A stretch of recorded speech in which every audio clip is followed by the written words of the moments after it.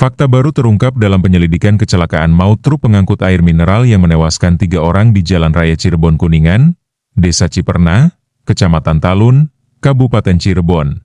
Saat melakukan olah tempat kejadian perkara, TKP, polisi mengungkap pengakuan sopir truk yang menyebut kendaraannya telah kehilangan kendali sejak sekitar 120 meter sebelum menghantam warung di pinggir jalan.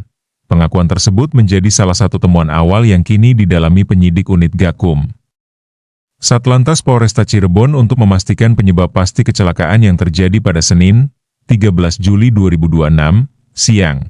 Petugas unit Gakum Satlantas Polresta Cirebon, Aibtu Adenugraha, mengatakan olah TKP dilakukan dengan membawa sopir truk Fuso kembali ke lokasi untuk mencocokkan kronologi kejadian dengan kondisi di lapangan. Dari hasil pengakuan sopir, kendaraan disebut mulai kehilangan kendali sejak berada di jalan bagian atas sebelum akhirnya melaju tanpa dapat dikendalikan hingga lokasi tabrakan. Meski demikian, Ade menegaskan pihaknya belum dapat memastikan apakah hilangnya kendali kendaraan tersebut benar-benar disebabkan oleh remblong. Menurutnya, penyidik masih melakukan pendalaman dan akan memeriksa kelaikan kendaraan bersama ahli dari Dinas Perhubungan Kabupaten Cirebon untuk memastikan penyebab pasti kecelakaan. Dari hasil pengukuran di lokasi, polisi menemukan jarak antara titik awal kendaraan kehilangan kendali hingga lokasi tabrakan mencapai sekitar 120 meter. Ade menjelaskan, berdasarkan hasil penghitungan bersama di lokasi, jarak tersebut diperkirakan mencapai sekitar 120 meter.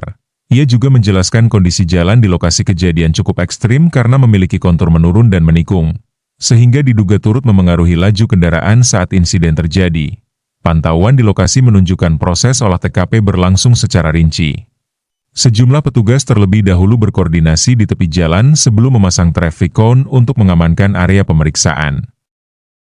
Penyidik kemudian menandai sejumlah titik penting di badan jalan menggunakan pilos putih, termasuk titik awal yang diduga menjadi lokasi kendaraan mulai kehilangan kendali. Polisi juga menggambar arah laju truk di atas aspal serta memasang nomor penanda barang bukti di sejumlah titik yang dianggap penting dalam proses penyidikan. Pemeriksaan turut dilakukan hingga ke area reruntuhan warung yang hancur diterjang truk.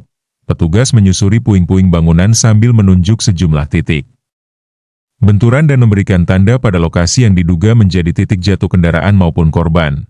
Selama proses olah TKP berlangsung, arus lalu lintas tetap dibuka secara terbatas dengan pengamanan ketat agar tidak mengganggu jalannya penyidikan.